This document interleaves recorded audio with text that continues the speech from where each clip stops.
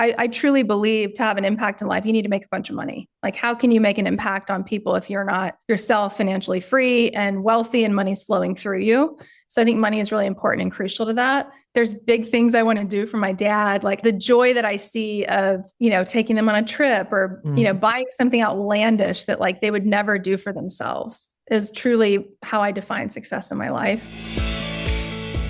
Your network is your net worth. Come listen to some of the most successful people I know share invaluable knowledge, stories, and advice in real estate, business, and beyond. This is Weiss Advice. Whether you want to take your business or personal life to the next level, look no further. Welcome back to another episode of Weiss Advice. I am your host, as always, Yonah Weiss. Grateful to be here today with Keeley Hubbard. How are you doing today? I'm excited. I've been looking forward to this. Awesome. Well, that is an emotion that I appreciate. I'm excited too, because this is a conversation long time coming. You've been in the commercial real estate space for a number of years, but kind of got into it through a kind of back door, I would say. Similar to a lot of people who are kind of doing other things ancillary to real estate and then kind of jump in to it full force. So I'd love for you to give a little bit of a background. So not to be a little cryptic here for our listeners, but get them intrigued. How'd you get started? What's tell us a little bit about yourself. Well, I am a serial sales gal. So love sales, built a pretty big career in corporate, was VP of sales. That was my goal. Like by the time I'm 30, I'm going to be VP of sales. And I did it. And I thought that was the top of the mountain and I'd be happy. And I realized I was probably more miserable than ever. So I burn out. And it wasn't about, I loved my salespeople. I had about 600 salespeople, just a lot of stress and a lot of travel and building somebody else's empire, as a lot of people know that leave the corporate space. So I quit to go out on my own and got into consulting and sales. So I teach sales to business owners. And then when I got into commercial real estate with my father, so my dad's a professional trader, futures, Forex options, like all the financial markets. And I've also been raising private money in that space since 2014. And so he was like, we need to get into real estate. Do you want to partner with me? And at the time, I finally had time because I'd left corporate. And so of course my answer is yes. My dad's pretty amazing. And so we started that and people learned, hey, she knows how to teach sales. Can you teach us capital raising? So now I do a lot in the capital raising space, which I absolutely love teaching that from a sales perspective. Did multifamily, got into agriculture. Now we're solely in vineyards in Texas. So kind of ping ponged around, but that's where we are now. I know, right? That sounds like an incredible story. And the fact that you came to it through, like I said, a little bit of a backdoor, but like sales, really, if you're great at sales, I think you'd be great at anything because It really does translate into every aspect of business and really life in a lot of ways. I've given in the past a lot of analogies, between sales and life and relationships, but, having coaching or whatever you want to call it, training people, coaching, educating people who are in the real estate space, who are raising capital. What are some of the struggles that you see when people are, obviously you are there to motivate them, you're there to educate them. What struggles are you kind of dealing with or getting over for these people? I think a lot of people get into real estate because they love the numbers. They love the thrill of the hunt and underwriting and kind of finding those diamond in the rough deals. And then they get hit. Like, what's that quote from Mike Tyson? Everybody has a plan until they get punched in the face. I could have said that. I got to sell now. I hate sales and I hate salespeople. And so them realizing that, like you said, it's a life skill and it's hard to be in business in the real estate space if you're raising private money from retail investors if you don't have sales skills. So I think a lot of people get drawn to and maybe fall into the trap of spending a lot of money on automations and technology. And I do believe in those things. I think they should support the process. But people just want to send an email and raise money, and we're not in that market anymore. And even when we were in that market, you'll raise a ton more if you get on the phone and call your investors. So I think that's the biggest thing is, what do I say to them? Because I don't want to come across salesy. I hear that all the time. That is people's biggest fear, is coming across salesy. So what do you do to overcome that? I mean, I can totally relate to that, right? I mean, no one wants to come across as salesy. And as an investor, you don't want to feel cheap, and you don't want to feel like, oh, this person is just reaching out to me because they need money and, they're not really concerned with my best interests. And unfortunately, recent history has shown that there are a lot of syndicators out there that unfortunately are really not concerned with the investor's best interests and put their own interests first. And is kind of scary as an investor. How do you overcome that as someone who is raising capital, but is really kind of concerned first and foremost for their investors?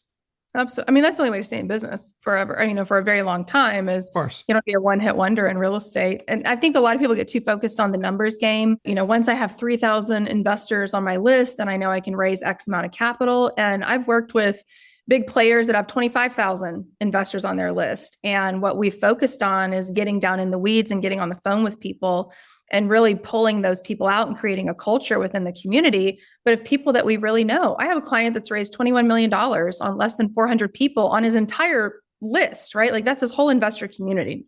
400 people didn't invest, but he raised 21 million. And that's his kind of track record every year as it slowly grows. So I think it's calling your investors and spending time with them when you don't want anything. I use texting, like I'm a big fan of voice text. I'll just send one of my, hey, Marcus, it's Keeley. Hey, I didn't want anything. You're probably out on the boat. Hopefully you're enjoying that Florida sunshine. I thought of something today. You mentioned you're going to the Caymans, just got back. There's a new restaurant you got to try. I'm going to text it to you. Hope you're having the best time. And that's it. And I don't want anything from him. That way, when I do call and I say, hey, Marcus, got something I need to get on your radar. Not a perfect fit for everybody. I want you to take a look at it. I think you'd be upset with me if I didn't at least give you a call. Do you want me to send you the info? And it's easier to do that when you've spent time with them, when you don't want something. So it's, it's really about establishing those relationships. And you mentioned kind of just calling them, giving them, showing them something or providing value to them completely unrelated to what you're doing. And that's, what we like to call the go-giver mentality, right? You're just providing value, just getting out there and giving to people and showing people what their value is. Because that's really maybe a little bit of a perspective shift, but we talk about adding value all the time, right? The real perspective, in my opinion, on that is when you truly see the value in the other people. And you're not just focused on yourself, you're focused on others. Why? Because you see everyone's inherent value and want to respect them and want to give to help provide them more. And so that's really, when you think about it like that, it totally changes everything, because you're no longer, like you said, you're not looking at numbers, you're not looking at people in that way. You're just trying to add value, and it will come back to you, because when you have an opportunity, people are much more receptive when they know that you're not just, trying to sell them on something. Yeah. If you want to raise multi-millions on repeat every year, you need investors that you have a deep relationship with. Like with the height of there's so many analogies to this. Bamboo is a great one of the root system that builds, but the height of the business, however high you want to scale your business, depends on how deep your relationships go in this industry. And it's, people always say, build relationships, but I find a lot of people get into transactional mode very quickly, which creates a lot of stress. When you're just calling an investor because it's a transactional conversation, you steal all the joy from the process. I truly believe that you don't have to be stressed in the midst of a capital raise. I'm in the middle of a $25 million raise right now. It's the biggest one I've ever done, which is why I haven't been on LinkedIn as much, because it's either sleep or post on LinkedIn, which I'm getting back on soon. But I've had joy in the process. I've gone on vacation. Like I met an investor in the ocean, right? We're just out in the waves in the Caymans, and I met an investor there. So I think that there can be joy in the process when you focus on the relationships and you manage your belief system that I'm going to get this thing across the finish line. It's a scavenger hunt, and I'm going to have fun while I'm doing it, of which investors are coming in and which investors aren't. And I don't care if I get a no, because I know a yes is on the way, and not getting stressed about it. And stress comes from being transactional. Absolutely. I'm really fascinated by the fact that you, for one, are someone that really cares about people, about the people that you coach. You can tell. And I've met people who have worked with you, and they just have rave reviews of what you do for them. And, one of the reasons why I think that is because you're in the trenches yourself, right? Meaning you're not just trying to coach people on something that you've never done or are not even currently doing. And that's fascinating, because a lot of the coaches out there that I've come across are people that maybe once did real estate or once did capital raise, but are no longer in it and are like solely in the coaching program, which, is great to kind of focus on one thing. But at the same time, you miss out that real human aspect of it, of, okay, I really, really relate to this person, because they're not just telling me something, they're going through the same thing and kind of like using their own ideas, what works for them, what doesn't work for them. Did you have coaches beforehand when you got into this space? And what inspired you to really kind of go down that route?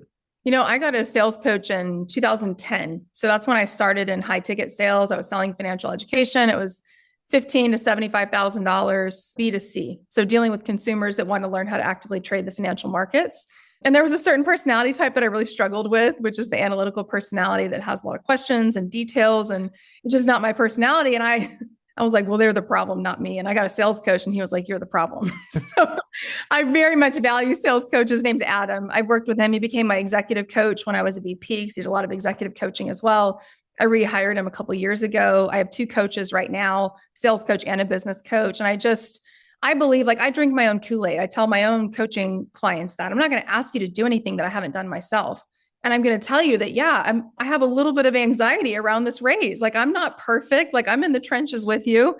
We're going to figure this thing out. We're going to keep our head in the game in the process. And so I value that from my own mentors and coaches. They're in the trenches with me.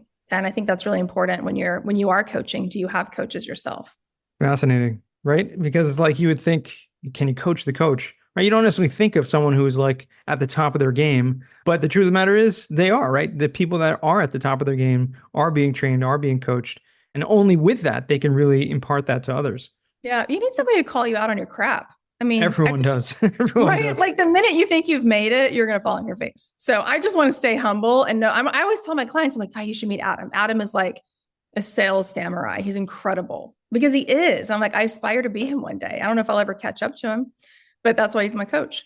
Yeah. You got to have someone who is also, not just greater than you in certain respects, but also someone that you not just look up to, but can call you out and be objective, because we all have, confirmation bias. We all have things we think we're doing it the right way, whether because we've done it that way for so long or because it's worked for us. But unfortunately, a lot of times, if we have that outside perspective, we come to see, oh, maybe there is a different way. Maybe I'm not doing it the right way. Yes. He used to always say, Keeley, how do I tell you something you don't want to hear? And we're still friends at the end of this. I'm like, here we go. And he'd just say, like, you're the problem, right? And then he'd hit me with something really direct, but I want that. I need that. And you have to be open to it, obviously, if you want to grow. You got to be broken a little bit if you want to grow. Yes, exactly.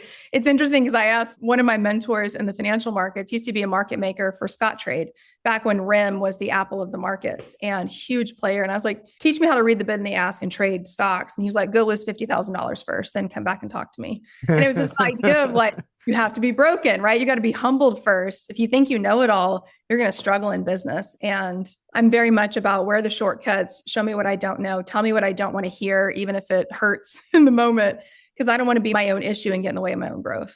For sure. I'm curious how you got into, you kind of mentioned it in passing that you bounced around, you did some other types of real estate first, and now exclusively you're in the vineyard. That's very niche. Not just niche, it's something that you don't come across a lot. First of all, let's just ask how you got started in that, because I'm very curious about the industry in general. And I think a lot of our listeners are as well. Yeah, Texas, people don't realize this, but we are now the 4th largest wine grape growing state in the United States. So our advantages here is our land cost is so much lower than California, for example. Mm-hmm. We have a prime grape growing climate, and wine grapes are one of the most lucrative agriculture crops out there. And there's a huge industry here, $20 billion industry.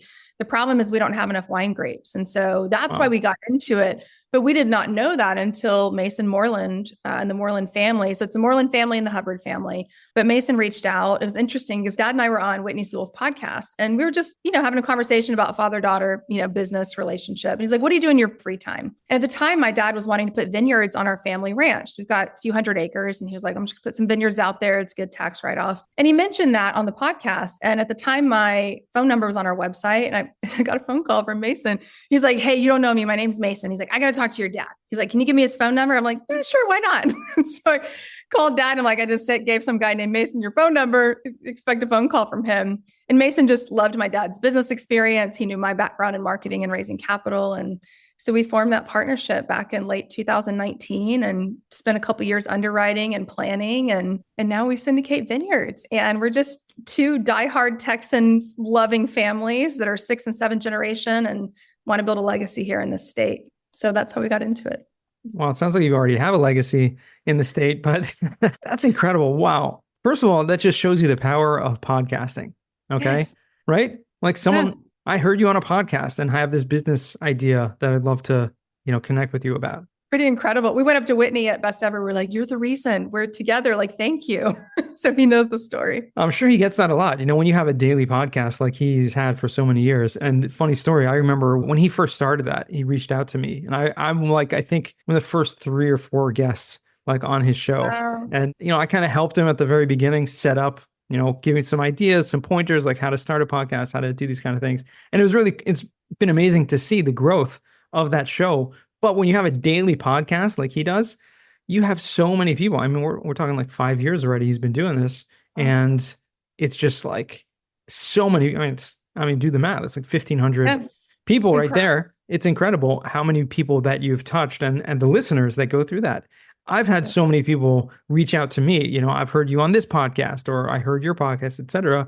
And the business opportunities that come with that. Guys, if you're listening to this, obviously you listen to podcasts. So we're preaching to the choir a little bit here, but have you, as a podcast listener, taken that next step? Like, have you ever heard someone on a podcast and like, wow, let me reach out to them? We put contact information in the show notes every single time, and I'm surprised people don't use it more often, but here's your opportunity. We really do want to reach out. We do want to kind of expand that network. And that's one of the reasons why I love podcasting, is because it just expands that network. It opens you up to huge, new opportunities that you would have never had. Yeah, it's so much easier than like going to a networking event. You would never get that in-depth version of somebody's story like you do on podcasting, and so many things that you learn from just the guest experts that you bring on. So I'm a big fan. Awesome. Well, tell me more about this $20 billion wine industry in Texas. I mean, obviously you've been doing it for a couple of years now. It's been, I don't even know how long it takes to harvest grapes. I mean, you have to grow it, you have to buy the land, you have to do all this there's a lot that goes into it, right? There's, heavy machinery and equipment and all that kind of stuff. Like, so you guys have a brand also of wine, or do you just sell the grapes off to other consumers? Both. So great question. So we have a custom crush facility. The Moreland family opened it. It's the biggest one in Texas, and it's the newest facility in Texas.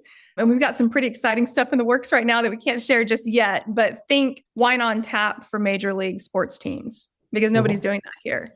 Wow. So yeah, there's some exciting stuff that's happening, but that helps the sale of our wine grapes. All of our investors are invested in the vineyards themselves. So obviously for us to, produce cash flow, we need them under contract. We need buyers of those grapes. And so we work with some of the largest wineries in Texas, and then also some of the, mid-size wineries as well. But it does take time to stand a vineyard up. They will run for 23 to 25 years of cash flow. So that's why investors love them, because it's a long-term play. You put your money in and it just keeps going. And even when it stops, we have a contingency fund where we will already have millions in the bank to replant the vineyard, and it'll run for another 20 years. So we always tell our investors, like, we're going to meet your kids. We're going to meet your grandkids. Like, this is a long-term thing. The funny thing is my dad and Mason's dad are like, we don't care what you guys do in 25 years. My dad's 68, right? He's like, whatever. But Mason and I are, the younger generation. And we're like, we're going to keep this thing going. That's the whole reason we're doing it. So it does take time. It takes 3 years, 3.5 to 4 years to get to a full harvest. But during that time, you're just training your vines. And there's a year prior to the vines going in the ground of development work, due diligence, buying the land, prepping the land. So there's a lot that goes into it, but it's a ton of fun. Like, I can't describe the feeling of standing in the middle of 300 acres of just vineyards. It's pretty incredible. There's something spiritual about it. I believe that. It's hard to describe the feeling. Well, first of all, it totally is, right? Any type of agriculture, right? There's something very, very spiritual about it. There's, connection to the land and, tilling the land. There's definitely a very spiritual connection to that. But vineyards in general, wine has been around as long as, history's been around, right? And it's something that has a real connection. Obviously besides it being a huge industry, there's something spiritual about it, not necessarily the alcohol aspect of it, but just there's a lot of cultures, even Judaism, for example, but a lot of cultures around the world, that there's a lot of very cultural aspect to wine drinking at special occasions and things like that. That there's something to it that it really connects you, not just to the land, but, to the people who are consuming that.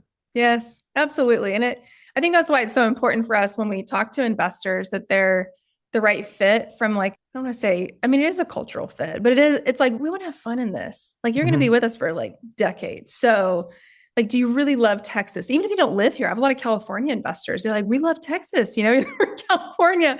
I'm like, we just want y'all to love being a part of the project. We want you to come out to the vineyards. We gave an investor a full day tour couple weeks ago, and that was a ton of fun. But we just want them for it to not just be another investment, for them to That's really so cool. buy into the process of growing grapes. That's so cool. So 300 acres is just one vineyard at this point or multiple? So we've got multiple. We've got close to 1,100 acres. Yeah. So, and that includes the Moreland family's private vineyard, which is in their 8th and 9th year harvest, which is just stunning when you see it right now, especially. But yeah, we finished installing another 300-acre vineyard block. We're done with that now. I think the final vine shelters are getting tied on. We've got drone footage of it, and we'll install another one the next year. So we do about one per year. That's so cool. And, it's just really continuing that process. Like you said, there's the process of buying the land, of preparing the land, the development, and then like 3 to 4 years until you actually see the harvest. And then every year after that just continues. So the more you keep buying land and keeping this process, it will just continue, further out. Yeah, we'll be the biggest operator in the state here in about a year, and we'll control more than 50% of the wine grape supply. Whoa. So yeah, it was pretty monopoly, fun, right? A little bit of a monopoly coming, but that's been our message to a lot of Texas wineries is we're not here to compete. There's a massive supply gap. So everybody's buying grapes from California, which is expensive, then they can't legally call it Texas wine. So we're here to help Texas business owners and wineries grow and expand their cellar. Just want to be a part of the growth of the entire Texas wine industry. Fascinating. How many different, and I don't want to put you on the spot here, but how many different types of grapes do you guys currently harvest, if that's the word? Yeah, there's close to 20. So there's typically 10 to 12 per vineyard site or vineyard block. A lot of reds. Reds do really well here in Texas, although we can't do Pinot Noir. You're never going to see a Chardonnay in Texas because it's just too hot. But we have a lot of reds that do really well. We actually have a lot of white varietals too that some people have never heard of, like Marsanne and Vermentino, Picpoul Blanc, that are really good summer white wines. It's funny because I did a presentation at Stonebriar Country Club, which is a very nice club here in the North Dallas area. And I knew the room was probably full of like wine snobs. And I asked them that, like, raise your hand if you're a wine snob and proud of it, right? And all these hands go up because they're buying $200 bottles of wine. And so I teach them about the Texas wine industry. And then I said, I've got wine samples in the back, for y'all to try. I just want you to give it a shot. And they were like, this is the best white I've ever had. Like, this is incredible. Where do I buy this? Wow. Like, there's some really good wine in Texas. I mean, there's some really crappy wine too. Well, there's some really, everywhere. really good wine too. If you get the right winemaker. Yeah, for sure. And it's obviously a huge process. I mean, the fact that you guys are coming up to close to 50% of the grapes coming out of Texas, that's awesome. I think that's incredible. And it's just growing, right? Year after year. Yes. Obviously you talked about the legacy you're trying to build. You're talking about this long-term vision. I mean, do you see yourself getting into other aspects of real estate as well, or continuing down that path? Or you're like, what, I'm really happy with the wine, with the vineyards, and this is something, because I know, you did multifamily, you did other stuff. Yeah. Do you see yourself going back to any of those other aspects, or just continuing down this path? I think as a passive investor, definitely. But I think as an operator, we'll stick to the vineyard. It's a big operation. I mean, there's a lot of infrastructure to build. There's, getting into the second and third step of the supply chain. We have a big vision for the future. So I want all my attention on that. There's a lot of grapes to be sold. So Mask and Mason put me in the game. Let me go talk to winery owners, literally get these grapes sold and help them out. So I think primarily vineyards. Yeah. Do most wineries, I would assume that most wineries kind of grow their own grapes. They don't. So most of the wineries are concentrated in the Austin area in Texas, which is the prettiest area, right? Hill country. It's kind of central Texas. It's beautiful there. Hilly. It's perfect place for wine. It's not great for grape growing because it's super humid. So you're dealing with having to spray a lot of fungicides. The land's really expensive there. So you'll see some estate wineries that'll have, maybe 10 acres in front of their vineyard, but about 85 to 90% of the grapes come from where we grow them, which is not pretty. It's just flat farmland, but it's an ideal grape growing climate. And it's about 6 to 7 hours away from Hill country. Okay. Yeah. So where's that, in like northern Texas?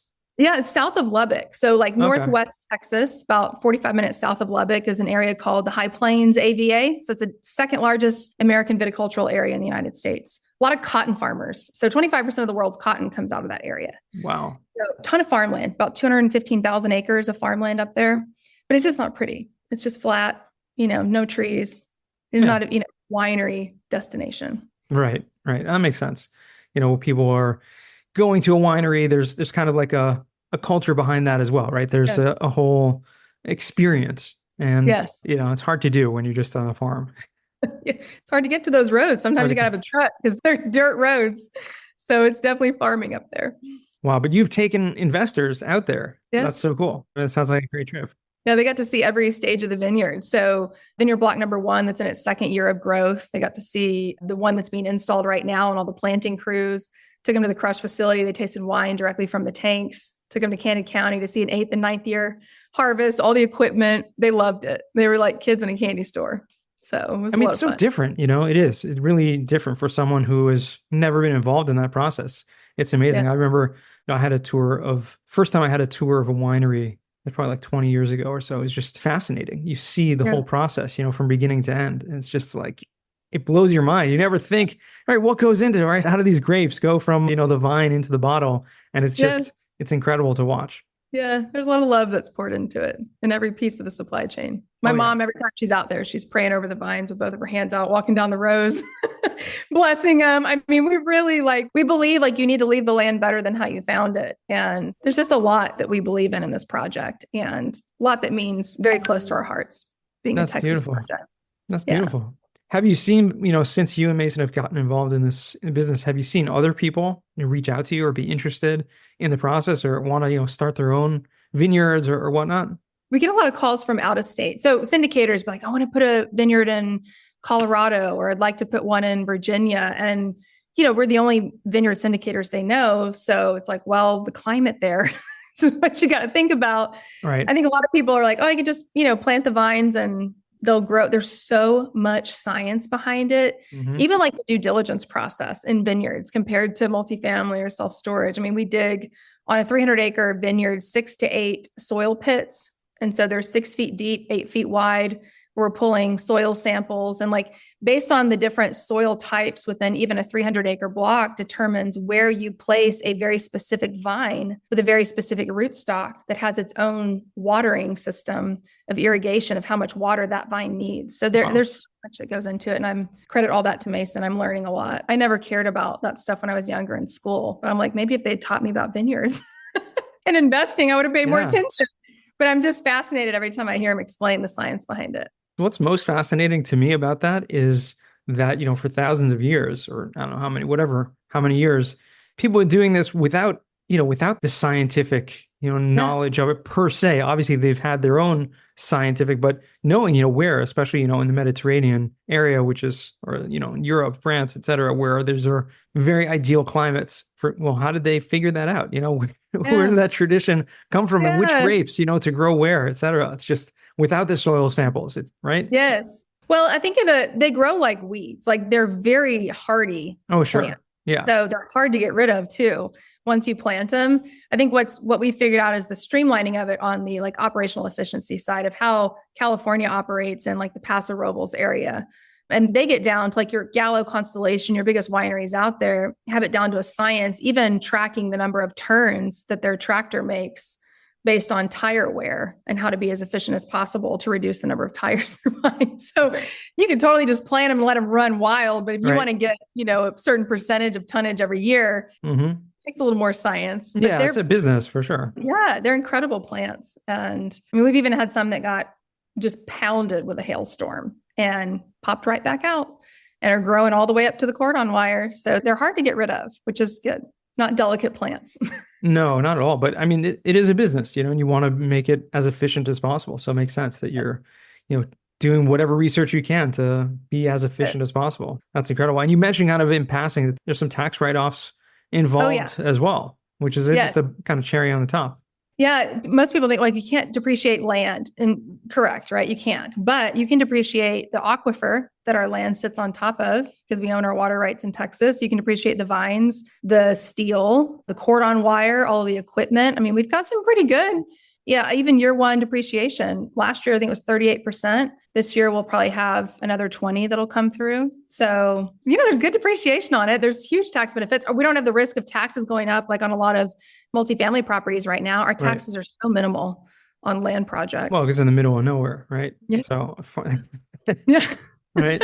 Exactly. That's awesome. Well, Keeley, I want to transition now to what we call the final 4. And these are 4 questions that I'd like to ask all my guests. First one for you is, what's the worst job that you ever had? So when I was 14 and I loved this job, and I'm gonna give you an aspect of the job that I hated. But when I was 14 years old, I worked at my best friend's dad's coffee shop. And it was one of those coffee shops with like real mugs. We knew every customer's name coming in the door. We already started making their drink. Like the tips were amazing. But as the new girl, I had to clean the bathroom, and the bathroom was just always disgusting. So I have done my fair share of cleaning through high school. I've even other commercial properties. So that's probably the downside. I was really good at it though. But I didn't like it. I'm really good at cleaning. I'm chopping pillows. I'm spraying Febreze. Like everything looks immaculate, smells amazing, but it's not a fun job. But I've done it, several times. So yeah, well, no, yeah. Doesn't sound like fun. Second question: what's a book you've read that's given you a paradigm shift? So I read this book. Well, can I give you two? I'm going to give you two. Yeah. First sure. one, Soul of Money by Lynn Twist, which is amazing, and it just shifted my perspective on money and it just being a tool with no emotion attached to it, but being a force for good with the money that you do have. And the second one is The Untethered Soul by Michael Singer, which is like incredible. And it sounds like a heavy book. It's not. It's so easy to read, but he just talks about the nonstop chatter in our head day to day that either causes us, it steals all of our joy in experiencing life, or it creates stress and anxiety around just how we live. And I love it. I'd recommend it to everybody. Awesome. Well, we'll make sure to put both of those in the show notes. Soul of Money. Yes. And Untethered Soul. I see a commonality there, a little connection, right? Yes. They're so good. Well, I can tell that you're a very spiritual person just from the conversation, but obviously the names of the books tell that as well, if I didn't know anything about you. Third question: what's a skill or talent that you would like to learn?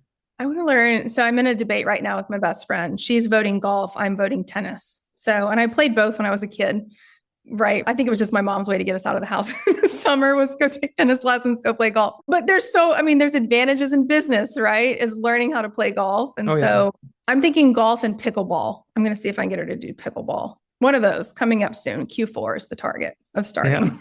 Yeah. Well, they're definitely good to be, athletic, get out there, get working. That's awesome. And yeah, the business aspects of it as well, just the networking that comes through those. A lot of fun. Fourth and final question: what does success mean to you? That's such a good question. When I was younger, it was all about the money. And I do want to be clear. Like, I truly believe to have an impact in life, you need to make a bunch of money. Like, how can you make an impact on people if you're not yourself financially free and wealthy and money's flowing through you? So I think money is really important and crucial to that. The older I get, I'm single, no kids. I've just got a little puppy, right? A little dog. I'm a dog mom. And I have so much joy in giving to my family. I have a big family. We're all super close, 4 kids. 3 of my siblings are married. And my parents gave everything and sacrificed everything for me growing up. And, they would do whatever they could to help me become successful. And there's big things I want to do for my dad, like the joy that I see of, taking them on a trip or, buying something outlandish that like they would never do for themselves is truly how I define success in my life. Is impact on my family. And then also even just like in my coaching business, am I leaving people, when people leave my presence, do they feel lighter, more joy? Do they feel inspired? Do they feel hopeful? Do they feel like, man, yes, I could totally do this? And so that's kind of how I measure my success in my business, and then the impact of what it does for my family. Awesome. Well, I appreciate that. And it's good to have that perspective that, it's changing. It doesn't necessarily stay the same. What your view on success in life is definitely changes as you grow and as you grow older. But just when you're a growing person, right, that definition hopefully changes as well. Well, this has really been fascinating. Love to get to know you better and learn more about vineyards and sales and so many things. Keeley, where can our listeners find you or reach out to you if they want? So any Facebook, LinkedIn, or Instagram, I'm there in my DMs all the time, or KeeleyHubbard.com. But I'd love to hear from you. All right. Well, we'll make sure to put all that in the show notes. That's amazing. I hope our listeners took one lesson out of this podcast, is reach out to someone if you are inspired or intrigued. This is really, this is a big aspect of what this is about, is, networking. So take that leap, take that jump, and I hope people are going to reach out to you from this podcast. Keeley, it's really been a pleasure. Thanks so much again for joining me. Thanks, Yonah. You're a blessing to many. I think you know that. So thank you for having me. Oh, thank you. I appreciate that. And to our listeners, you guys are awesome. Thanks for joining us all the way to the end once again. And remember, until next time, the best advice comes only when you ask. Real quick, I have one question for you. Did you like this episode? If you did, I want to ask you a huge favor. See, the biggest thing that helps this podcast grow and that will spread this message to the whole world is that if you leave a review, a rating, and subscribe to the podcast. What that does is it basically tells the platforms that this podcast is out on is that you like my stuff and I'm doing something right. So take a few seconds out of your day, hit that subscribe button, leave a rating or review. I would be extremely grateful. Also, I want to hear from you guys. So I want to hear some feedback. If you have any questions for future episodes, please find me on LinkedIn, send me a DM, a connection request, Yonah Weiss, and I'd love to hear from you.